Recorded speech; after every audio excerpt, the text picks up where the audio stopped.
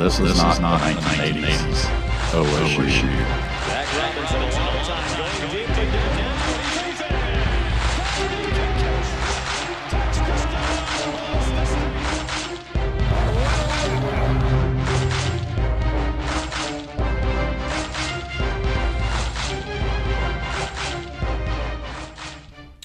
We are back at it. Welcome back to another edition of the Pistols Firing Podcast. I'm Carson Cunningham, joined as always by Colby Powell. Colby, I miss the Les Miles days currently. I had the letter rip there at the end of the intro video. There was some ugly times there back in the the early 2000s. But these are dark times, my friend. So we're going live here on YouTube for those joining us. You're going to help make this show because let's be honest, there's not a ton to break down when it comes to Oklahoma State losing yet another football game, this time to Kansas. Colby, how you doing on this Sunday?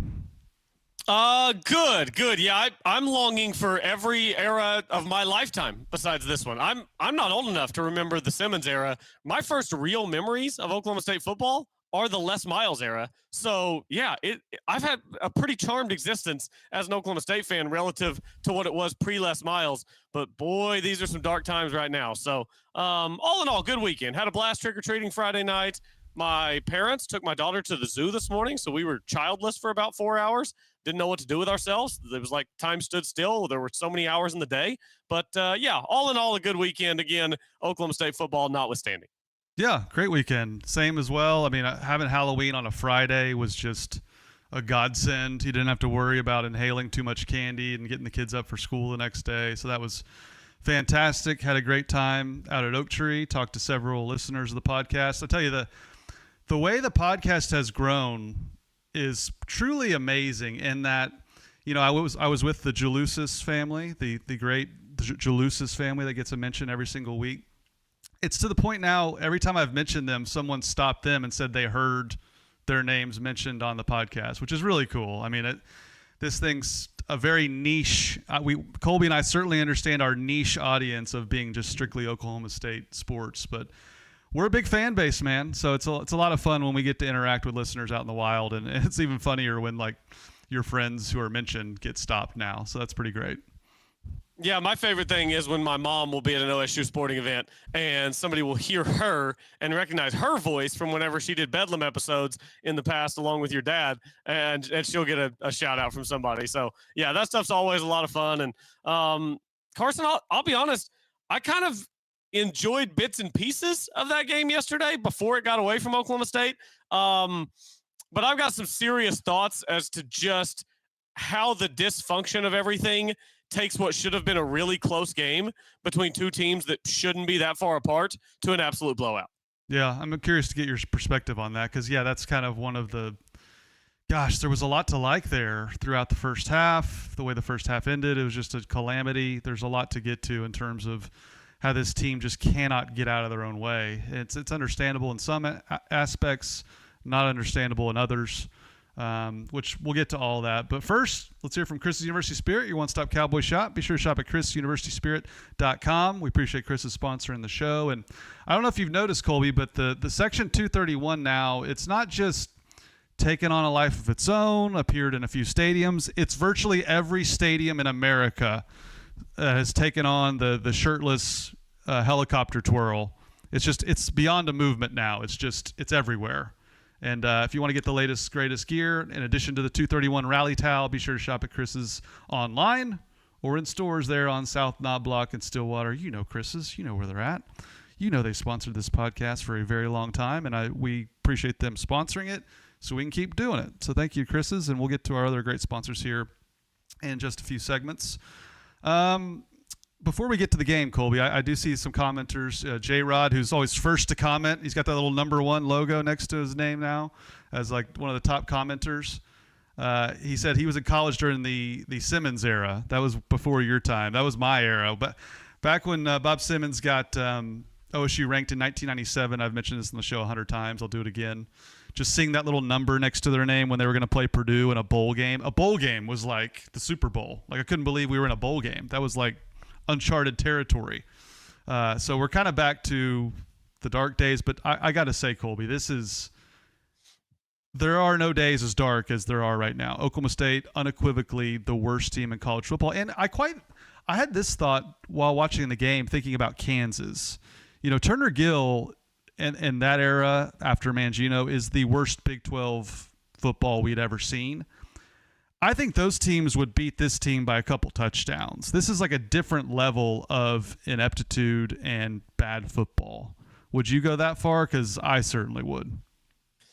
I'm trying to remember those teams and just how bad it was and not totally lean in to recency bias here and my own bias from watching this team week in and week out, because I didn't watch those Turner Gill teams week in and week out. I'd check the box score. I'd have a nice chuckle, and then I would move on from that. But, I mean, it's comparable, right? It's comparable. It's the worst football that has ever been played in the Big 12. It's Oklahoma State right now, and it's Kansas for what felt like a decade. I don't know if it was actually a decade, but it felt like a decade. Hopefully Oklahoma State's run is much, much shorter. But Carson, I was so angry yesterday in the middle of that first half. And I do mean angry, because Oklahoma State had a real chance to take control of that game. And what happened? A losing football team did what losing football teams do. Oklahoma State was up 7-3, and Sam Jackson takes an end around. Oklahoma State set up for 1st and goal at the 5-yard line, and for absolutely no reason at all. And I don't know what the pie chart is of blame that should go to Doug Meacham and Kevin Johns and Quentin Stewart. But oh my God, on a jet sweep, how is a tight end just slowly shifting toward the line in motion, picking up what I thought was truly a game-changing illegal shift penalty? Some of the blame goes to the player, no doubt. Some of it goes to the coaches, no doubt. But Carson, Kansas was reeling at that point. Oklahoma State was playing good offense. Oklahoma State was running the football. Zane looked comfortable at that point. You have 1st and goal at the 5. You know what that drive turned into after just an unbelievable illegal shift penalty? It turned into a missed 44-yard field goal by Logan Ward, who had his worst day as a Cowboy yesterday in, again, what was a very competitive first half. So the illegal shift truly had me angry. I said some choice words to my TV. My daughter was still asleep, so my wife got to hear the full vocabulary on that one, because I was absolutely disgusted watching a bad football team do what bad football teams do and turn a real opportunity into making that a real game, and instead just letting it spiral out of control and become an absolute debacle once again. Yeah, perfectly stated. The Colby crash out early in the show. That might be a record on the Colby crash out occurring. But no, I mean, that everything you said is totally true. And I mean, I think if your coaches like Doug Meacham and Clint Bowen and everyone's still on staff, like, that's not a great advertisement for getting your next job. It's just not. Just how poorly coached they seem to be in key frames of the game. I'm going to go back to the end of the first half. Like, you're on what, 1st and goal on the 2. And you call, what, 3 straight pass plays? Was that right? Before you miss the absolute closest field goal attempt in college football history that gets blocked. Was that 3 straight pass plays? I can't remember if they ran it on first down. I know on second, third down they ran it. Yeah, and I know that Trent Howland did not get a touchdown there, and it's just what are you doing? Like, we gave Kevin Johns so much credit whenever he came out week 1 and the offense looked competent, and since then, like, again, you had a drive and a half yesterday, but what is going on that side of the ball that the seemingly obvious, Carson, the seemingly obvious just isn't happening? I don't know. I don't get it. I was at a loss yesterday after the great start. Zane Flores had more carries than Trent Howland. That just shouldn't happen. That just should not happen. Sesi Vailahi, 1 more carry than Trent Howland. Trent Howland had 4 carries. Sesi Vailahi had 5. That should not happen. The reluctance to keep Trent Howland, who's they compared to Derrick Henry build-wise. You know, Derrick Henry's 6'2", 240. And that's basically the same measurables as Trent Howland. To keep that guy on the sideline when you can't run the ball at all, I don't get it. I just do not understand I used to say this about the Big 12 and the NCAA. Show me on the doll where Oklahoma State hurt you, NCAA. Doug Meacham and Kevin Johns, show me on the doll where Trent Howland hurt you. What does it take to get this guy some carries? Like, you're horrible on offense. Terrible. One of the worst offenses we've ever seen. And is Trent Howland going to run for 200 yards and they're going to just be rolling like, Cordell Stewart and Rashawn Salam? No. But it's got to be better than this. It's got to be better than running Sesi Vailahi. What's Mama always say? Oh, bless his heart. Bless Sessi's heart. Bless it. But get Trent Howland the freaking football. What are you guys doing? Like, I'm to the point where I don't want any of these guys on the staff if this continues. Because, look, we all understand the circumstances that they're now thrust into the positions they're currently in. We all understand the challenges with the transfer portal. You got to play the cards you got. And right now, they've folded Trent Howland after every single opportunity he's gotten. He's been clearly their most consistent back. I don't get it. Help explain that to me. Well, and Carson, the pure comedy of it is you mentioned that drive where Oklahoma State has to settle for the 19-yard field goal, which, by the way, how is a 19-yard field goal ever kicked that low? Did he chunk it? On the replay, it looked like he duffed it, like it was a 20 handicapper trying to hit a wedge, and the broadcast is giving, a shout-out to the guy. Oh, what a great block up the middle. Yeah, shout-out to the Kansas defensive tackle who had the wherewithal, look at the big brain on Brett, to stick his hand up in the air. 19 yards, it better be a moonshot. It better not get batted down at the line of scrimmage. But I diverge. The series where you had the plays down there before that field goal attempt and you don't do anything remotely resembling anything competent from a play calling standpoint, and then when the game is over and it's decided and all we have to figure out is whether you cover the spread, Carson, it is like an SNL skit that they split the quarterback out wide and they ran the Wildcat so that they could get an extra blocker in the run scheme and Sesi could take it in from the Wildcat. It's like if writers were writing this to be the most frustrating and funny version of what could happen to an offense, that's how they would have written it. Whenever you have a chance to win the football game, you don't run the formations, you don't run the plays that give you a chance to win the football game. But when we're just trying to cover 24 and a half, let's run the Wildcat. Let's get an extra blocker at the 1-yard line. It's Carson, I mean, you said it. Nobody from this staff is going to be retained next year. Nobody from this staff has any business being retained next year. And I'm sorry. I know these are people that are working really hard. And look, I'm just sitting at home with a microphone, but the results speak for themselves. This is one of the worst college football teams in the history of modern collegiate football. Every Kansas team we've ever laughed at, every Rutgers team we've ever laughed at, every Vanderbilt team we've ever laughed at, they are pointing and laughing with both fingers, and they're not index fingers, okay? It's just, this is one of the worst teams of all time. No one on this staff has any business being back. And I think yesterday made me angrier than any other game this season because I watched a half of football that made me think, wow, they could win this game. They're not much worse than a Kansas team that was reeling after consecutive 42-17 losses. And then what does Oklahoma State do? They just turn into a pumpkin immediately. It's just, I think I was as angry yesterday as I've been all season because they gave me the hope that maybe it wasn't going to be 1-11 for like 20 minutes of game time. And then they took that hope and they smashed it into a million pieces. Did I catch a Pulp Fiction reference in there? Did you just reference a movie, a film? What? Okay, I've never seen Pulp Fiction, so if I did, it was on accident. What did I say? Check out the big brain on Brett. Okay, I know the reference. I did not know it was from Pulp Fiction. I've just had that. That reference has been made to me many times. Yeah, I think we're going to set a record for most crash outs. Someone said I need a crash out scene. Maybe I'll just add my camera in there before this show's over.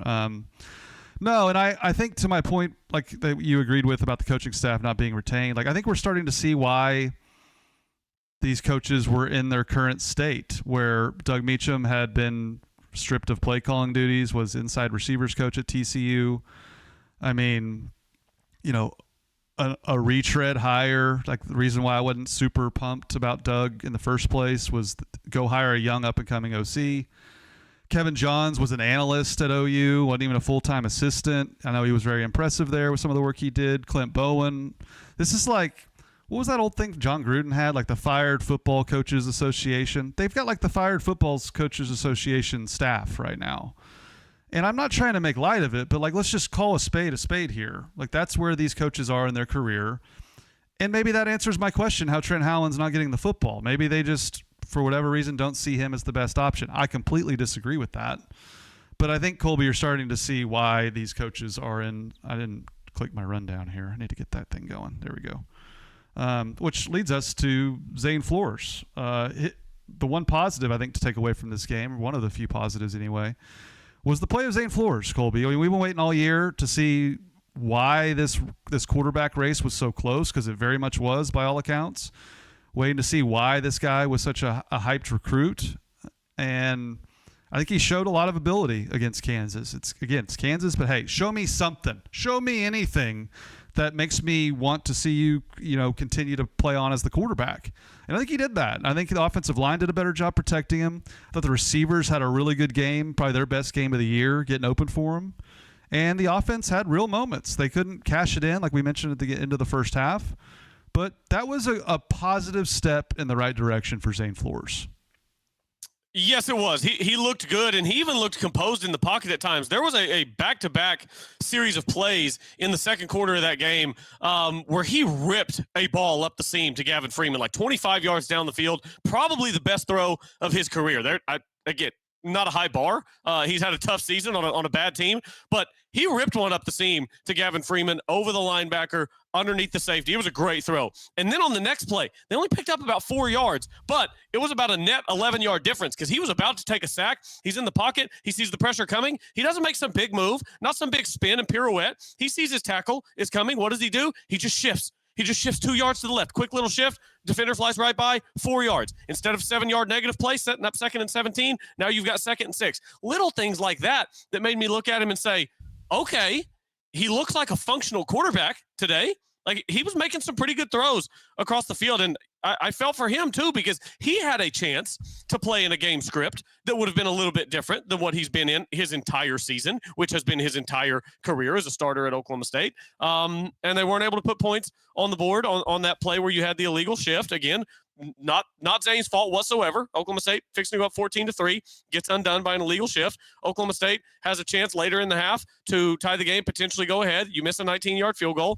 You can't get in from the 2-yard line. Like, I think a lot of the problems yesterday were on the coaches. One just absolutely boneheaded moment from Stewart with the illegal shift. And then, I think it was mostly coaching. And then game script, once you get down 2, 3, 4 touchdowns in the second half, at that point, you're playing from behind, negative game script, and he's toast. But he looked competent yesterday, weirdly competent for what we've seen the rest of the season. Yeah, he showed some arm talent, like you mentioned, the rip up the seam. There were several throws. Like, okay, now I can see it. Before I hadn't seen anything that resembled a Big 12 quarterback, much less one that can run an Oklahoma State level of offense that we're used to seeing. And I think Cold Dude 96 brings up a point that I made on Twitter as well. Zane missed 2 open receivers in the end zone on the end of the first half series at the goal line. He does lack a little bit of vision as far as seeing the full field. There's been several times where he's not been able to locate and place the football where it needs to go to the open receivers, which, again, had a really good game, but there's still some room to grow there, and I think that would have gone a long way to stemming the tide there if they punch in a touchdown there at the end of the first half. But But again, I also agree with this is how I've felt for like the last 3, 4, 5, maybe all year from Pokes 93. How sad a universe do we live in where we're talking about trying to be competitive with KU? Truly, I feel like I'm in the upside down. I could not agree more with that. It's embarrassing that we're even having this conversation about Kansas. I mean, Kansas, the basketball school, the school that until recently didn't have a stadium capable of competing in the Big 12. I mean, it's just them and Tech being better than Oklahoma State. I just can't stomach. It grinds my gears. Tech doesn't bother me as much because there's a very clear reason for that. Kansas bothers me because there's no reason that Kansas should be better than Oklahoma State in any way at anything except for basketball. Whether it's through the game against Tech or some of the games earlier in the season or against Kansas using the transitive property, like Kansas is a bad team that was reeling coming into this game, Carson. 42-17, 42-17 were their last 2 losses, getting beat by 25 points. And then they're a 25-point favorite against Oklahoma State, which tells you that Oklahoma State's about 50 points behind the best teams in the Big 12, which they are. They're about 50 points behind the better teams in the Big 12. Oklahoma State covered this week. Big cover, Carson. I mean, that's where we're at, isn't it? Like, it's just the season is lost, and it's just getting frustrating. I tune in every Saturday hoping to see something to make me feel something, and I saw it for like 15 minutes yesterday, and then it was gone, and it just it's where we're at right now. So, yeah, it's frustrating, but we just have to ride it out. And I'm with Blake Davidson.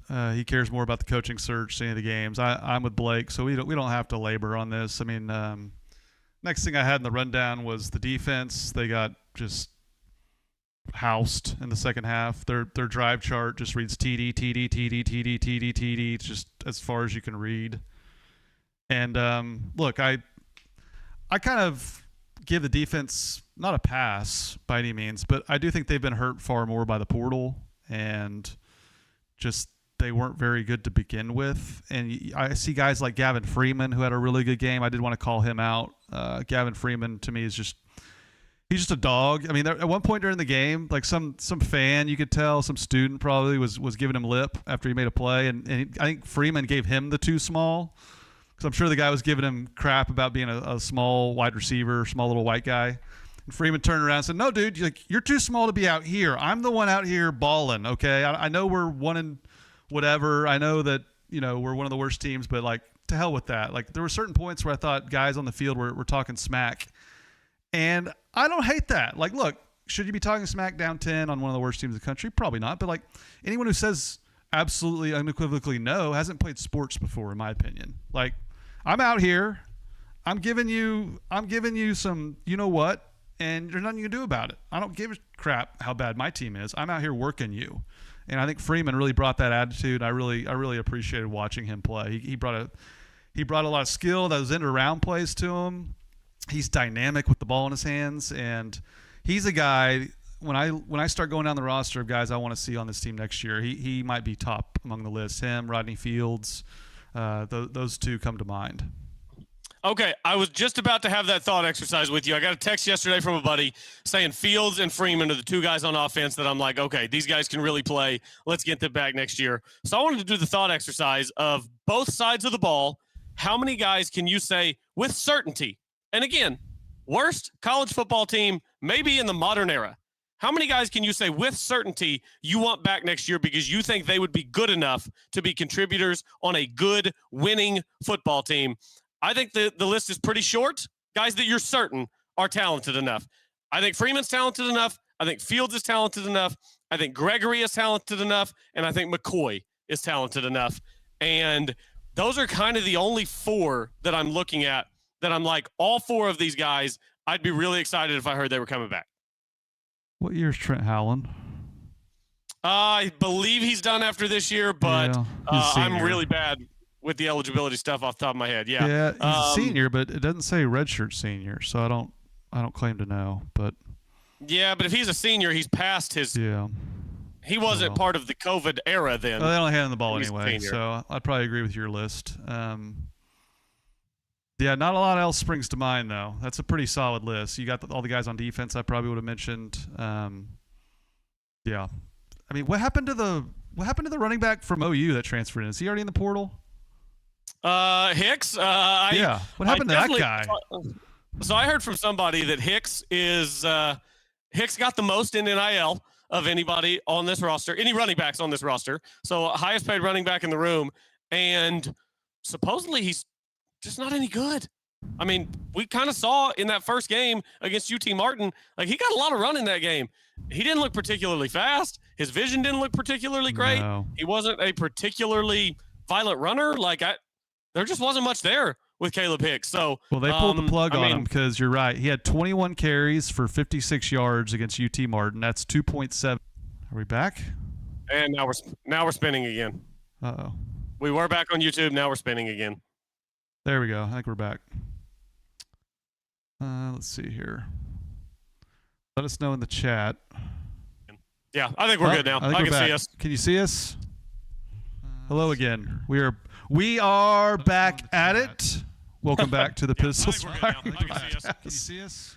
Hey, turn my audio back off on your Ninja. Sorry, I unmuted the YouTube stream. All right, we're back. Yeah, there we go. No one's mentioned my Buffalo Bills shirt, by the way. I thought I'd get a few comments on that. You know, I grew up a Buffalo Bills fan. Thurman Thomas didn't have a local team. That's the only team my dad roots for the Dallas Cowboys, and that's the only team of his that I don't support. Huge St. Louis Cardinals fan. That's my Major League Baseball team.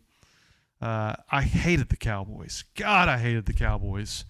Loved Thurman Thomas. Loved the K-gun offense. They ran the no-huddle spread back in like the early 90s before that was even a thing.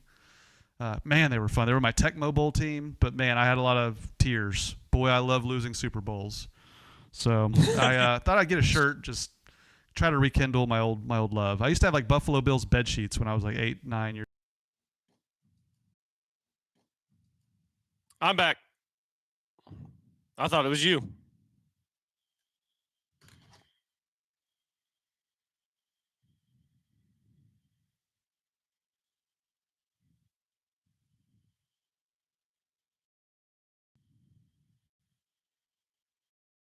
Okay, can you hear me now? I can hear you now. We are back. It's gosh, we get everything fixed no now, idea and now what's the internet going on goes here. down. What's Yeah. that? We get everything else fixed, and now the internet won't work. Classic. Yeah. Oh well. Let's move on, shall we? Let's get to an ad read here. Are you prepared to do an ad read, or am I?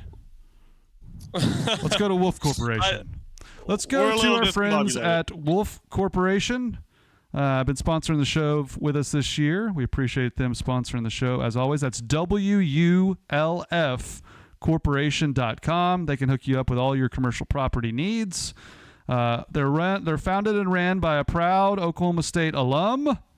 Visit them at wolfcorporation.com or give them a call at 405-308-3480.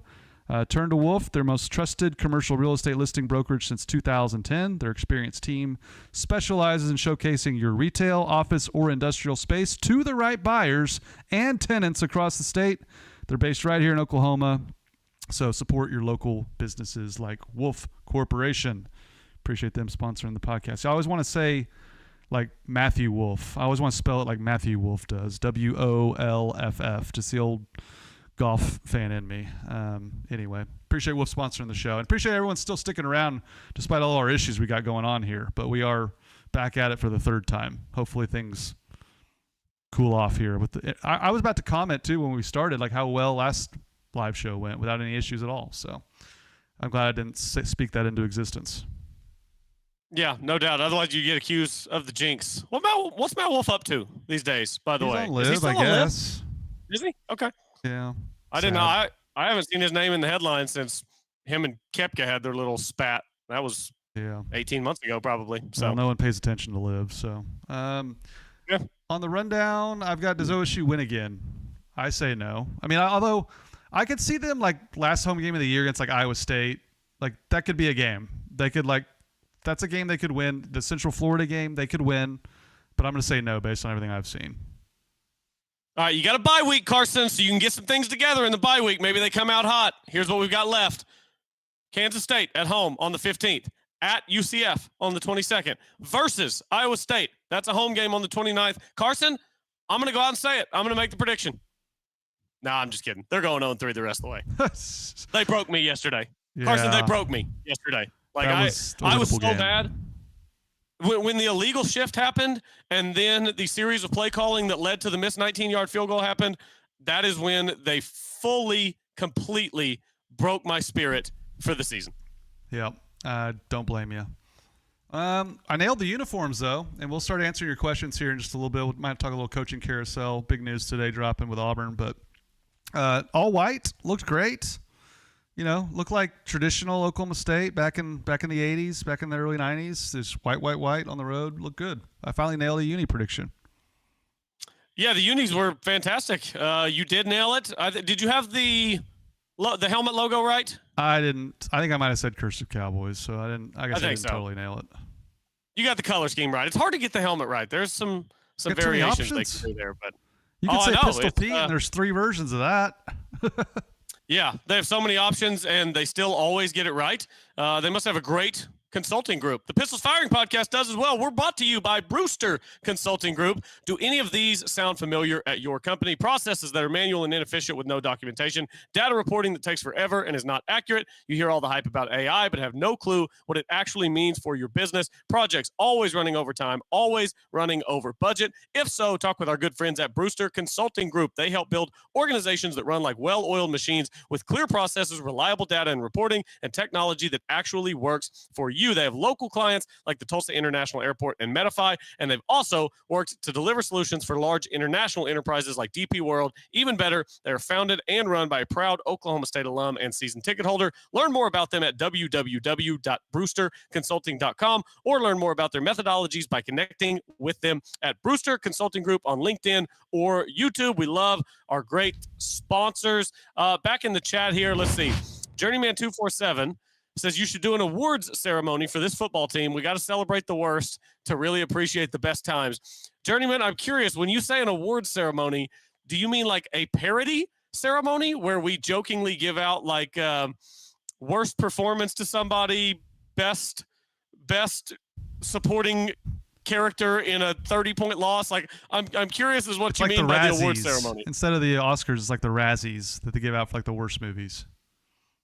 Okay, yeah, that could work. The Razzies. We could even go Dundies, and we could just give out like random categories. The Dundies. Oh, the Gundies. Oh, that's good. What would you say? That's good. And I know I said the Dundies, which is from The Office. I know you've never seen The Office, but changing it to the Gundies. Just you have? Every episode. Yeah, it's fine. I mean, okay. Dwight's funny to a point. Boo. Daryl's funny. Boo, Daryl's funny.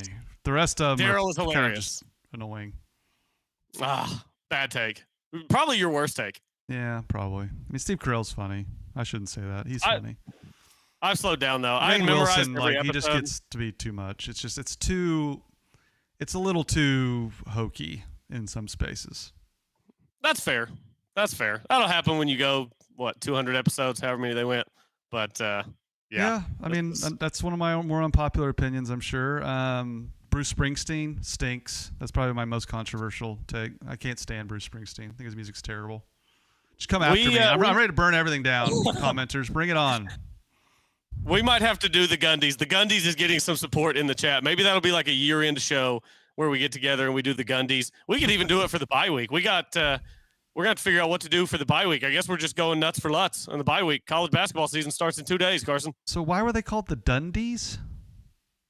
Because they're Dunder Mifflin. So Michael Scott, the manager, he called them the Dundies, and yeah, good stuff. Let's call them the Gundies. So we'll go with the Gundies. Yeah, I love the Gundies.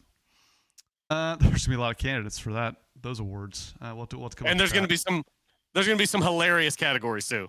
Yeah, if you got any ideas, put them in the chat. Yeah, Pokes93 says we need to get with the reload guys. That might be too many cooks in the kitchen though. 5 of us. I don't think we're getting a word in edgewise. For the Gundies, though, I don't know. That could work. We'd have to almost have like a clear, defined order to go around the round table and give our nominations, or we could just all hash it out and come to one conclusion to give out each Gundy. Yeah, that could work. We'll have to work on that with Marshall. Yeah, we'll figure it out. Auburn fired Hugh Freeze today. No surprise. They lost to Kentucky. Just that job, like I mentioned, LSU might be the best job in the country. I think Auburn might be the worst. It's like A&M pre-NIL, in that they think they should be up there with the cream of the crop in college football, and they're just not. Other than cheating and paying Cam Newton, they've never really been on the national radar. I guess Tuberville had them undefeated. And they think about that. Back in 2003, an undefeated SEC team did not get included in the national championship game. It was OU and USC, and Auburn got left out at undefeated. Isn't that wild to think about now? That is pretty insane. Yeah, to think about that now. And God, what a terrible system that was.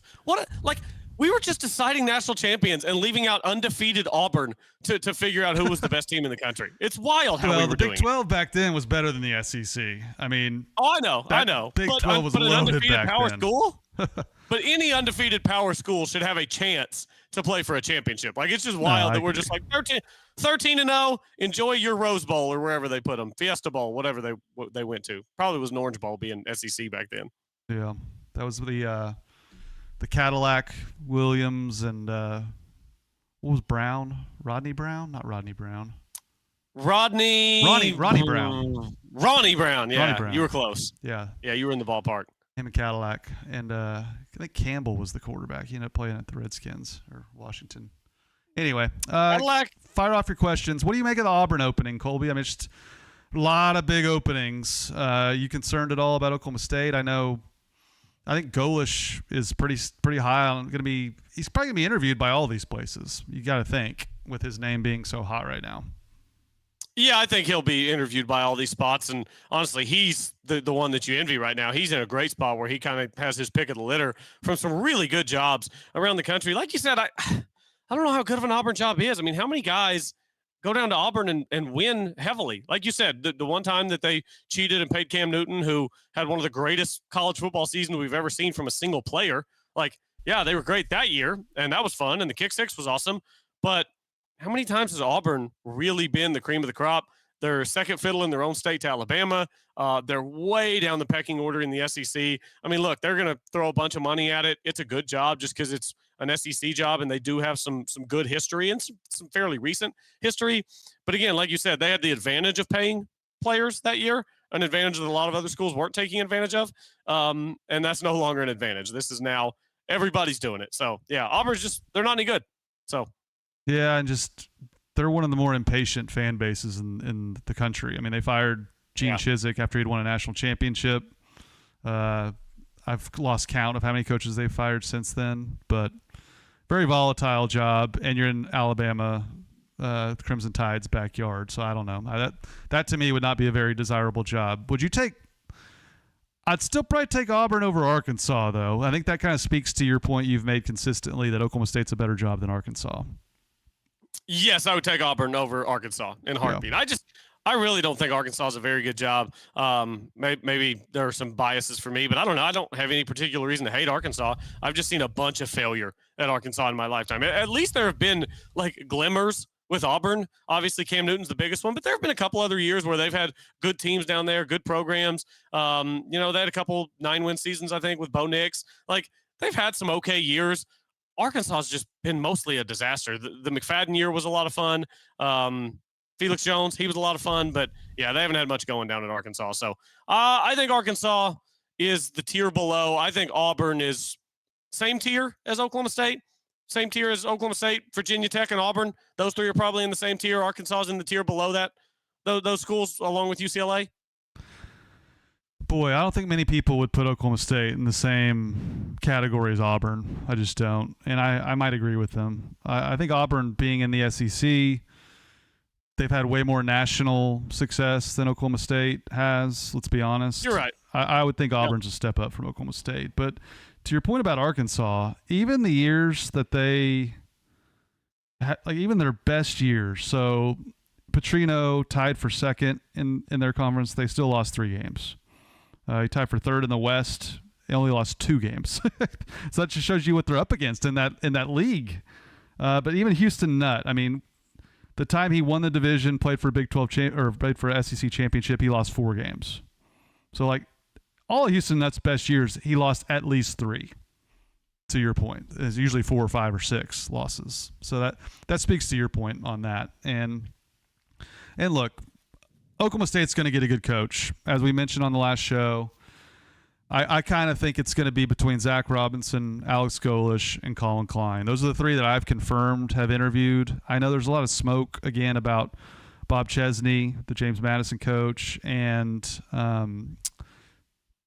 Memphis coach. His name just escaped me. Ryan Silverfield. Is that his name just blanked on me? But the Memphis coach, I think, is up there too. But I kind of think it's down to Golish and Zach. But again, Chad Weiberg, if you missed the last show, he's interviewing all the top names. I think there's definitely been more interviews take place than what I've mentioned, because I'm not privy to all of them. But he's going to sit down with the higher ups that be. Colby, just reiterating for those that didn't listen, that he's going to get the input from all of them after he's already gotten input from the candidates themselves, and see who has the most support and pick ultimately who he thinks would be the best man for the job. I don't think he is going to have any qualms about picking who he thinks is the best guy, regardless of outside influences and inside influences. So I think Chad's proven that he's willing to do that. He's willing to think outside the box, and he's willing to hire the best coach regardless of connection to the school. Yeah, absolutely. And I probably spoke a little bit too negatively about the Auburn job off the jump. That's a better job than Oklahoma State. And Oklahoma State is still fine nationally. Somebody mentions here in the chat, FSU, Wet Blanket says, probably going to come up at a season's end. We'll see what they do with Norvell if they wait another year. They can't afford to fire him. He's got like a $55 million buyout. They can't afford to fire him.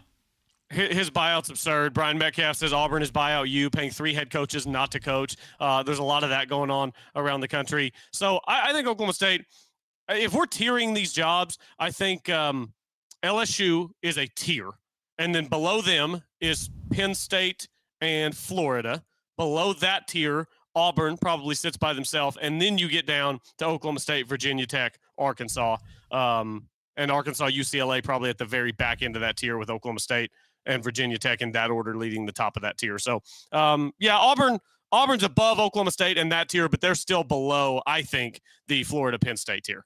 Yeah, I would agree with that. And I think Oklahoma State is on that tier you mentioned with Arkansas and Virginia Tech. I just think if all of those schools, like they currently do, have openings and they all offer the same coach, I'm just of the belief the coach would take the Oklahoma State job. I believe that wholeheartedly. I think all the support that they would have there, the conference at play. Virginia Tech's a good job. I just don't think it's on the same level as Oklahoma State, given the lack of support that they've seen there. And the fact that before Frank Beamer, there was no real Virginia Tech as far as being a power conference school. They were in the Big East.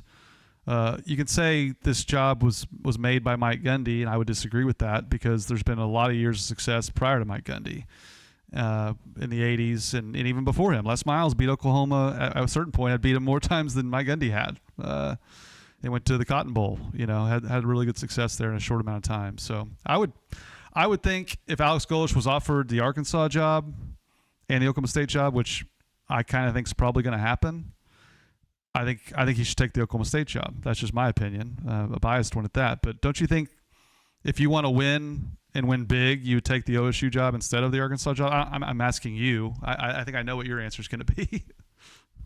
Yeah, my answer is go where you can win and go where you have the clearest path to the playoff. Like that's what I think a head coach coming to coach at this level, coming out from South Florida to coach at this level, should be focused on. Clearest path to the playoff. The clearest path to the playoff is at Oklahoma State. Because at Oklahoma State, you don't have to go through Georgia. I was going to say Tennessee. They're mediocre. Look what happened to them yesterday. You don't have to go through Georgia, Alabama, Texas A&M. Like, the SEC, I don't think is the big dog that it was 7-8 years ago. Like, I think they have a really good publicist right now with SEC on ABC and ESPN and all this stuff. But the SEC is still very good at the top. The path to the playoff in that conference, like, you're going to have to beat a minor league football team to get there. Like a team that's just 80% dudes that are going to play in the NFL. That's a tough sell to go somewhere and make the playoff. You come to Oklahoma State, you got to get through Texas Tech, you got to get through Utah. Like, you got to get through some teams, but yeah, Big 12 is a much easier path to the playoff. Well, tell me what you think of this. So, I reported that Alex Golesh interviewed 2 weeks ago, or I didn't mention it 2 weeks ago, but I brought his name. I was first to really bring up his name because I knew he had interviewed. And so I think what Alex Golesh has kind of sold in his interview was more of the I'm a badass head coach. Here's my resume. Here's my X's and O's. I'm gonna kill it. Sold more of the coaching element, and I think someone like Zach Robinson sold more of the this is a new era. I can build the culture. I can raise the funds. I have a holistic vision of what this program needs to be in this new era. And I think that was more of the tact that Zach took. And I don't know what Chad values more. I don't claim to know that. I do know that Chad wants a young coach that knows nothing different than the NIL era. That this is completely uncharted territory that we're in right now. I don't think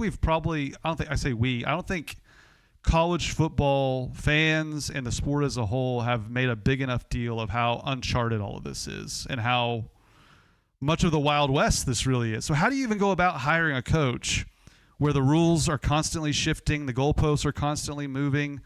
1 year it's the NIL is more important than the recruiting high school kids. That may change.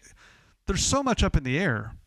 And that's basically what I've heard about the two candidates and what they kind of sold the most.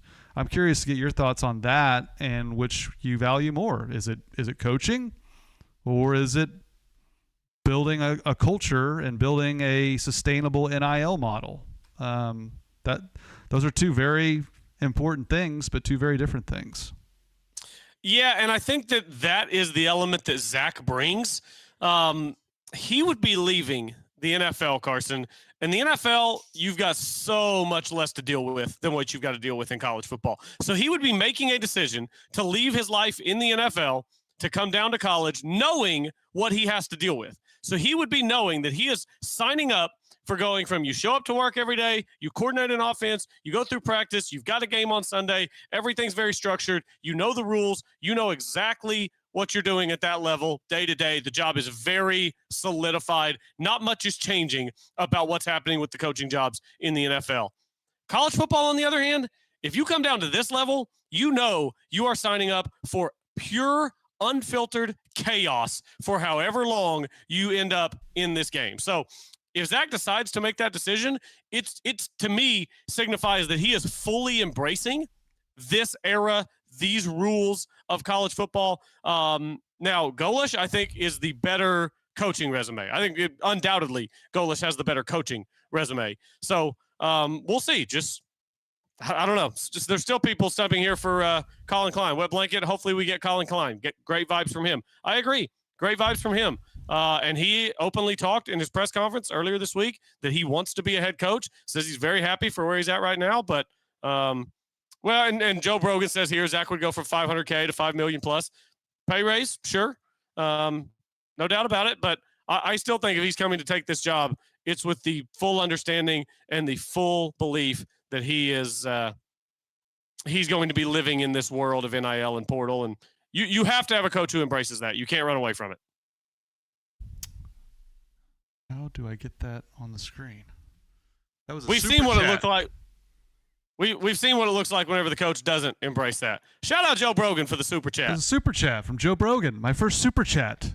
I feel there you go. Feel on cloud nine. Thank you, Joe Brogan. Great username too. How do I get to? I'm trying to work too many ones and twos here. That might make my channel crash if I do that again. But no, I mean I think you make really good points, and I just think. Even when your room is the salary thing is what I was actually going to bring up from Joe Brogan. This is not informed at all. This is not me reporting anything. But let's just talk about this realistically. I can't pull it up. My computer's like, no, Carson, that's taking too much memory. Don't do that. This is not me reporting anything or going there as if I know something, but just on a face value, as Joe Brogan rightfully points out, let's say you don't want to hire Zach to be the head coach. He's not exactly on great terms with the Atlanta Falcons in terms of how their offense is performing. I think they lit it up today, but he's not that well liked in Atlanta. We know that. They know that he's been flirting with his alma mater to be the head coach in college football. What if he's let go at the end of the year, and Alex Golesh is sitting there and needs an offense coordinator, and they could pay him $2 million instead of $500K, and you could bring back Zach and Jim Knowles with Alex Golesh at the helm. Would that be something you're interested in? I know this is just completely out of this world fantasy realm, but just from a dollars and cents perspective, he could literally come be an offensive coordinator in college and make more money. It doesn't seem like that should be the case, but it is. Yeah, no, it absolutely is. I'll be honest with you. What I've seen from South Florida, what I've seen from the Atlanta Falcons, I think I'd rather have Golesh's offense than Robinson's offense, if we're being honest. That's true. Maybe if you're coordinating at the collegiate level, maybe you're having a little bit more success than going against these NFL DCs. But I don't know, man. It's just the Falcons looked good today. I watched a lot of that game. It's just fades to Drake London, and he keeps making spectacular catches. But they low rate of motion, low rate of play action, like the things I really like that I think make offenses elite and keep defenses off balance, all those things, I don't think that those are things that Zach is doing particularly well this season. There have been some really good minds. Dan Orlovsky, somebody else who broke down the Falcons offense and some of the breakdowns of the Falcons offense. So I don't know. I would still be fired up about Zach and what he can bring from a program building standpoint, because I still think he would get the donors really fired up. But I don't know. If I'm picking one of the two offenses, I'm probably picking Golesh's offense, and I'm probably picking Klein's offense because it's just, I don't know. I'm kind of clinging to the known commodities in CFB right now. Yeah, I think that's fair. And I think these are all fair points about Zach's offense. I mean, people have not been shy with criticism labeled at him in the NFL circles. And so maybe his star is waning a little bit. I can certainly understand that. But for me, just where I'm at with it, like, look, I love what Colin Klein's done at A&M. I think he's absolutely. All right, we should be coming back here. I'm going to X out everything. And we should be back. Okay, I think we're back at it again and again and again. Okay, folks, we're back at it. I was making a point about Colin Klein. Like, here's kind of where I'm at with it. I mean, he objectively, Colin Klein, that is, would probably be on paper the better hire. But let's just say whoever the coach is, let's say it's Colin Klein or Zach Robinson.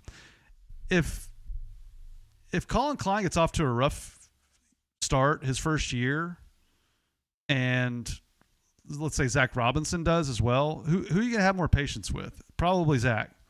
I don't know. If I had to pick between Zach Robinson being the coach at Oklahoma State or Colin Klein, I think I'm taking Zach. Because I do think there's a level of fundraising capabilities that Zach would have that Colin Klein just doesn't. He doesn't have connection to the school. Like, he doesn't have all those phone numbers already that Zach has.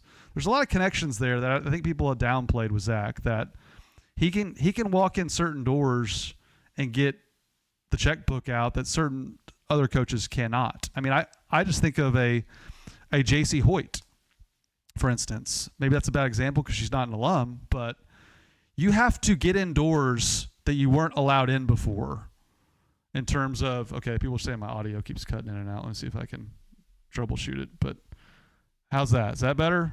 Hopefully so. But I can take over and finish your thought there, if too. I just had to pick between Zach and Colin Colby, I'm taking Zach. Sorry. Well, and it's what makes this all so interesting is that you're not just looking at a slew of classic candidates. You're looking at classic candidates and the offensive coordinator for the Falcons, who is your former quarterback, who has a lot of similarities to Mike Gundy. Again, I've mentioned this earlier in the year on the pod, that it would be 16 years post-playing career at Oklahoma State that Zach Robinson would be getting hired to be the head coach. Mike Gundy got hired 16 years post-playing career, 89 to 05, and then 09 to 25 for Zach. Like, the parallels are there, and somebody said, is that really the hire you want to make? It feels like a Gundy-type hire. I mean, I don't know.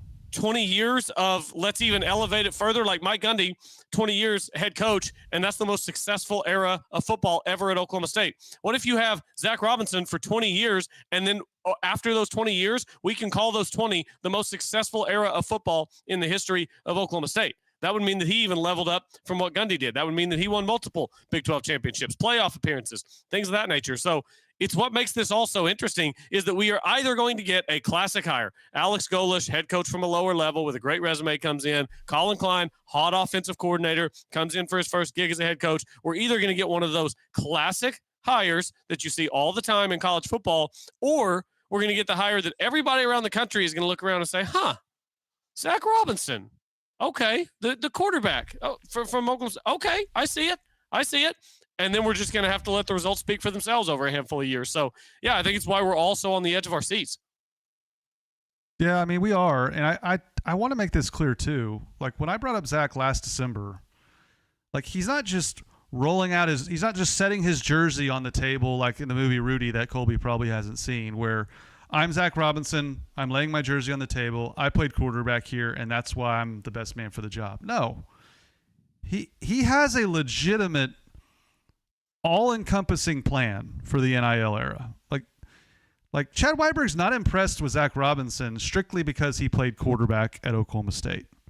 It's because of all the reasons you sitting here watching like Zach. He is a very personable, great guy, and he understands this current landscape. He understands NIL. He has a plan. He has a dollar figure amount that he says he needs to compete and win Big 12 championships.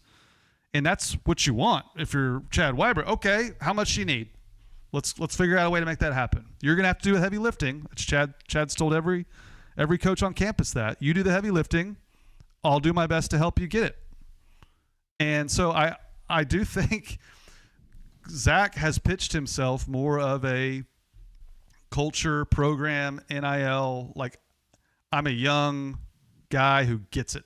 I'm coming from the damn NFL, where college is basically the NFL now without salary cap.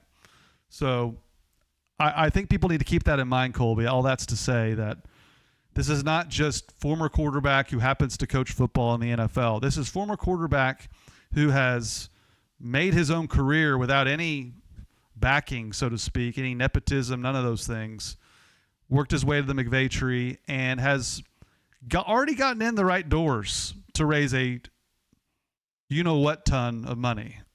And so those are factors I think Chad Weiber's weighing currently. Golesh probably makes more sense as a head coach on paper. Colin Klein has been there and done it at the highest level of college football. Zach hasn't. But can those other two bring to the table what Zach can? And let's face it, that might be more important than X's and O's right now. In fact, I would go out and say it is. Joey McGuire would probably agree with you. I mean, look what's happening down at Texas Tech. Joe Brogan followed up, by the way, talking about the money with Zach going from $500K to $5 million, just saying the money offsets the responsibility. And it probably does. Like you're taking on a lot more responsibility at the college level, but that's what the money's for, right? So, yeah, I can totally see how that goes that direction. I want it to happen, Carson, especially after they broke my spirit yesterday. I just want this guy is hired. I'm ready to do the emergency pod. We'll make sure that we're hardwired into the internet for the emergency pod when the time comes, because yeah, I'm fired up for the coaching hire. Way more so than the football. The football's brutal. I'm tired of the football. I'm ready for a hire. Yeah, I think in about 15, 16 days, Chad will be done as far as interviewing candidates, as far as talking to all the people in Stillwater, and I think we'll find out who the next coach is December 1st. I'm on record with that, and it makes a lot of sense timeline wise. We shall see. It's gonna be fun. So, all right, commenters, ask me anything. Ask me anything. I'm ready to answer your questions in the chat. Thank you for sticking with us. Thank you, Wet Blanket, loyal and true PFB listener. He's been around a long time. Is my audio okay? Wet Blanket says it's fine. Well, the comment right before him, Silent 141, said my audio is still intermittent. So I don't know who to believe. I'll go with Wet Blanket. He's a long timer around here. Any thoughts, Colby, nationally? I mean, Oklahoma got a big win at Tennessee. There's now rumors that Tennessee might be buying out Josh Heupel. I just got sent a wild rumor that they want to get Lane Kiffin back to Knoxville, and that Kiffin still talks about Knoxville, that he misses Tennessee. The SEC is about to get nutty. Yeah, SEC's already getting nutty. Everyone's firing their coaches. Blake Davison, Super Chat. We just need solid coordinators if we go with Z-Rob. Completely agree. Somebody says, do you worry about Zach's legacy if it goes wrong for him? Not necessarily. I mean, it's not going to hurt his legacy as a quarterback. Like, we'd view him as a bad coach if he fails, but I don't think it'll hurt his legacy as a quarterback. You can't undo what's already been done from that standpoint. But, yeah, the SEC is getting weird. Hated to see OU go win that big game on the road yesterday. Really only like talking about them whenever they lose. But that was a big win. Also, Texas, Arch Manning, Carson. I was totally out on Arch Manning. I'm like, this dude's a dud. If his name was Arch Stevenson, we'd never talk about him.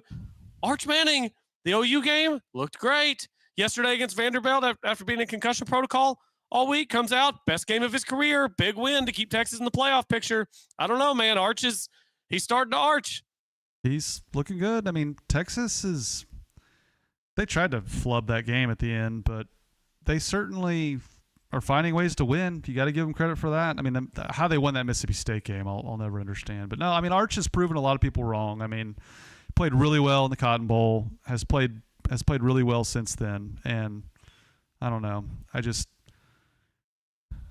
I still don't think he's what people try to make him out to be, but he's better than just Nepo baby. Shouldn't have that role at Texas. I wouldn't go that far. But did you see Iowa State's now 5-4? They lost to Arizona State.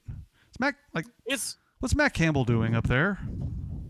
You talk about having hope and then having the rug pulled out of you. Like, why does he do this to their fan base? Why does he give them hope every year that they think, yeah, we are good enough? And then the wheels just come off every year. It's unbelievable. Let's see. Pokes 93. This is a good one. I'll let you answer first. Carson, if you had to choose one team and they never win another title, Thunder or Oklahoma State? I'm assuming just football. Yeah, that's Pokes football team. Thunder or Oklahoma State? Who are you picking to never win another title? Well, the Pokes have never won a national title in football. That's what I'm saying. It's a hard question because maybe it means Big 12. Maybe that's our national championship now, just winning the Big 12. Yeah, it's a hard question because I don't think I'm trying to think. Like, I want the Thunder to win a bunch of titles with this core group. I've kind of already accepted that Oklahoma State in my lifetime, like, the amount of things that are going to have to go right for Oklahoma State to win a college football national championship, like, I'm kind of resigned to the fact that we're playing for Big 12 championships, and I'd be okay winning conference championships and a playoff game every 3, 4, 5 years. I think that would be a great success for Oklahoma State football. I think if this Thunder core wins any less than 2 more championships in the next 5 years, we're all going to be very disappointed. So I guess I would say I would want more Thunder success from that scenario. But if you're just telling me, hey, next year, either the Thunder or Oklahoma State win a national title or an NBA championship, I think I'd take Oklahoma State because then you're telling me in that scenario, Oklahoma State actually wins a natty. And yeah, I would probably sign up for that since I've already got the Thunder championship. Yeah, I mean, we got the Thunder title in the bag. Like, it's everything from here on out's the cherry on top. I mean, you win that thing once, you're forever world champions. And let's face it, I mean, those are hard to win. Like, you're probably not going to win a bunch of those. Maybe they will, but Oklahoma State winning a Big 12 championship, much less a national championship, would just mean more to me personally. I mean, I do a podcast twice a week about Oklahoma State athletics. I love the Thunder. I mean, what they've done for our city is out of this world. I mean, I grew up here to see what downtown looks like now versus when I was a kid. When I went to the old Myriad to Oklahoma City Blazers games, and you'd go to the game and you'd scurry home and not want to be out late at night downtown. It's amazing what they've done with the city. But I got to go to Oklahoma State. I think the 2011 season, we flew so close to the sun, and we were allowed to dream the impossible dream. And that was ripped out of our souls. I still think that Quinn Sharp field goal was good. I still think they would have beat the tar out of LSU down there in the Sugar Bowl. Would it have been easy? No. But nobody was stopping Brandon and Justin. They weren't. And Justin Jefferson, that quarterback, was a walking turnover waiting to happen. And, oh, by the way, OSU led the nation in turnovers forced. So getting that close and feeling like, okay, this might actually happen is a feeling and a taste that I want again, that I want it back, and I want it bad. And that to me is an easy answer for me. I got to go with OSU. Yeah, my answer was convoluted because I twisted the question around a few times. But if I was picking one of them to win a title, I would pick Oklahoma State. It would mean everything to me. I would cry tears of joy, probably live on this camera. I would cry tears of joy. So much of my life has been wrapped up in Oklahoma State sports, Oklahoma State athletics. Y'all heard my mom on this podcast. Like, my dad went to Oklahoma State. I went to Oklahoma State. My wife and I met there. Like, so much of my life has centered around Oklahoma State, including now as an adult getting to do this podcast. So, yeah, that would be unbelievable. We get a question here, Blake Davison. If we get Z-Rob and somehow we get Knowles, who do we get for OC? I think the answer is in the question, Blake. I think if Zach's coming down here, I think Zach's calling the plays. So we talked about this a little bit earlier in the week, last week, it's Sunday, however you want to phrase that. But, yeah, I think he would call the plays, Carson, and we would see what that looks like at the collegiate level.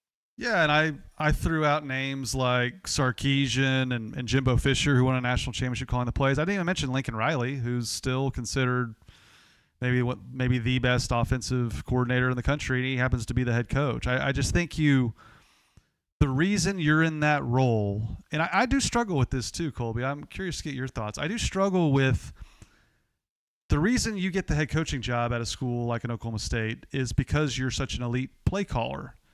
The reason Brent Venables was hired at OU, besides his history there, was he was the best defensive coordinator in the country year in, year out. Taking that away, it really takes away your strongest skill set and really hurts your team, your program. But I certainly understand that the head coach can't be sitting on an equipment trunk calling plays of ignoring the defense that Gundy had to do in 2009. I get that balance of trying to be the head coach, calling timeouts, game managing.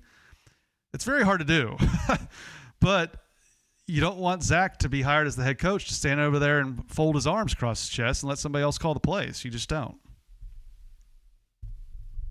Oh, I had my mic off. Yeah, no, that's yeah, I agree with all that. There's a balance to be there, and I think he would start as the play caller. If it didn't go well, I could see him going out and bringing somebody else in to do that job, like you said, similar to how Mike did it. Good question here from Silent141. Do you think the new coach takes OSU to higher heights than Gundy because of how far the program has come? Carson, can I hedge and say that I think the new coach will have a better chance to? And, you know, I can even just throw the prediction. It's a meaningless prediction, but I can just throw it out there that the next head coach would win more than one Big 12 title. But I don't think the next coach will ever come as close to winning a national championship.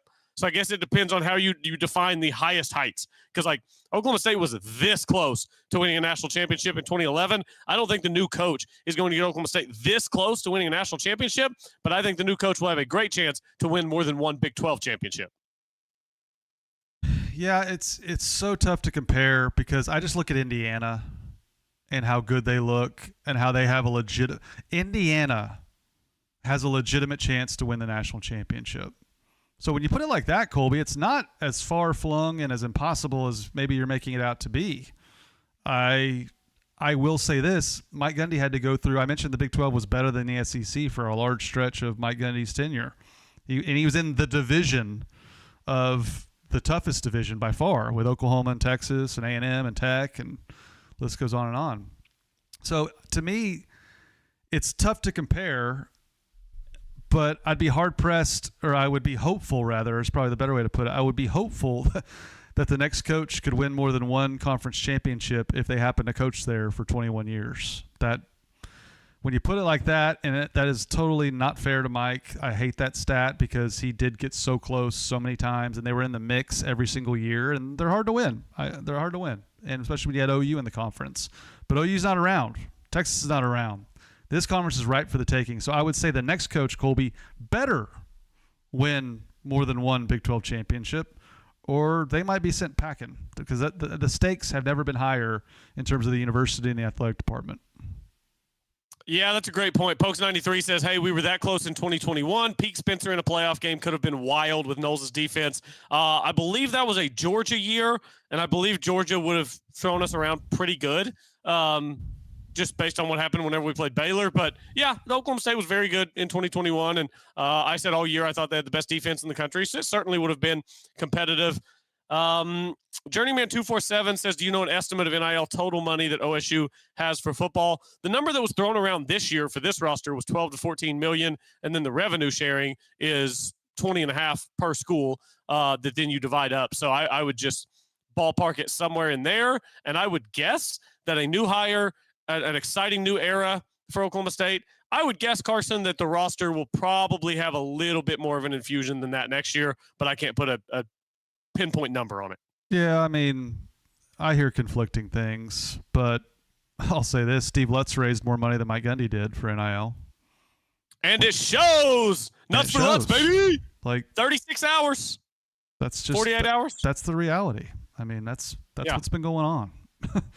So I think whoever the head coach is could double that in terms of doing their part, in addition to what you said about revenue sharing. So, and like Chad said, this roster wasn't cheap, which again, I think that's a problem too. So I am curious, perhaps just as equally as far as who the head coach is going to be, is how this is all going to work structurally. Do they hire a new GM?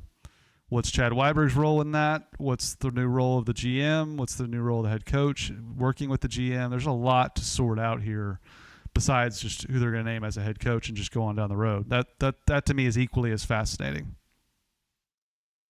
Yeah, somebody in the chat says here, I've heard they'll give plenty. It's interesting, Carson. I don't know about you, but I'll have conversations with OSU people, and it seems like, OSU, it's like a big community, small town, and everybody knows somebody that has heard that there's somebody with a lot of money that they're ready to give for this football program. So you have to be careful about sorting through who's telling you what, and whoever you've got talking to you, your sources have been fantastic. I just hear a little bit of this and a little bit of that through the grapevine. But a lot of people are saying that there are people ready to give some money.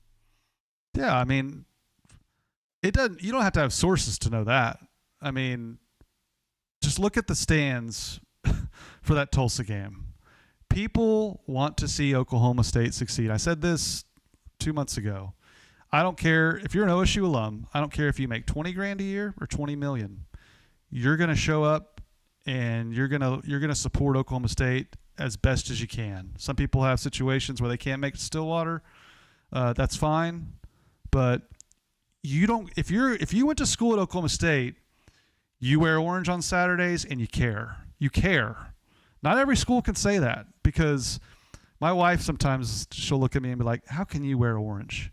And I say, when I see this color of orange, it reminds me of some of the best years of my life. Some of the best years I ever spent in my life were on campus there in Stillwater. And it gives me positive, like when I see bright orange, I think of nothing but great memories, unbelievable sporting events, and some of my best friends that I made in school. And I think there's a lot of people like me that have a lot more money than me that know they can make a difference, and that Chad Weiberg has reached out to them, explicitly telling them that face to face, you have a chance here to not only make us competitive, but help us win championships. So that's what I expect to happen. I think even if they hire an Alex Golish or a Colin Klein, people want to see Oklahoma State succeed. I mean, look at that stadium for the worst team in college football. Look at what that tailgating scene has become. And I think Oklahoma State, I'll put it this way. I think Oklahoma State is far, far closer to Texas Tech when it comes to money than they are Houston or Kansas or Kansas State or Iowa State. Oklahoma State's way closer to Tech than any of those other schools. Houston turned back into a pumpkin yesterday. Speaking of Houston, by the way, 45-35 lost to West Virginia at home. That was I would have lost a lot of money. And Fritz. I saw that point spread, and I was like, man, if I was in Vegas, I'd unload on Houston. Glad I wasn't in Vegas. Yeah, no doubt. We're clearly not very good at that stuff. Yeah, it was 0-5 West Virginia. West Virginia had won as many conference games as Oklahoma State had. And look at this. West Virginia had been about as competitive in conference games as Oklahoma State had before beating Houston at Houston yesterday. West Virginia lost to Kansas 41-10, Utah 48-14, BYU 38-24, UCF 45-13, and then they only lost to TCU by 6 last week before beating Houston yesterday. So maybe there is hope, Carson. If West Virginia can do it, maybe we can do it. Yeah, maybe. That was a shocker. There were some shocking results in the Big 12 this week. I agree with Joe. I see Joe Brogan here saying my grandfather was dean of ag for a long time. I've heard secondhand at least 3 8-figure donors. Gundy wouldn't meet with them for some reason. That's all I've ever heard, is that Mike just didn't want to mess with it, didn't want to deal with it. I heard that. I got a bunch of stories that sound very similar to that, of Gundy just not wanting to meet with these people and garner their support. And it got way worse after his comments, and he refused to meet with these people to smooth it over. So, I mean, I think Oklahoma State, in a large aspect, has been playing with one of their hands tied behind their back in the NIL era. I think you're going to see a lot of that support come back with a new head coach. But I agree with you, Joe Brogan. I've heard the same things on multiple occasions with multiple different people that don't know each other. So that tells me that's been happening. Yeah, same for me. We've all heard stories of that nature. And I guess we're just still in the cooling off period. We've had a couple of comments about a Gundy statement and how many days it's been. I don't know how many days it's been. 45, probably 50. I don't know off the top of my head, but or maybe it's not even that many. I don't know. I tweeted it was about a month. Time's the circle. It was like a month and a half now, something like that. Time's a circle. He's clearly giving us maybe. Okay, so 30 and 10, yeah, 40 days. He's clearly giving us all time to cool off, so I appreciate that. He's giving us all time to remember the good days. All right, we need to get out of here. Fire off any questions you may have, but final thoughts, Colby. Another embarrassing loss. I mean, this was less embarrassing than most, but just the manner in which they kind of bungled things really was disheartening. And thought I saw some good things from Zane Flores, Gavin Freeman, some guys, some young players that I think can stay on this roster next year and can help Oklahoma State transition to the next era. I want to see more of them.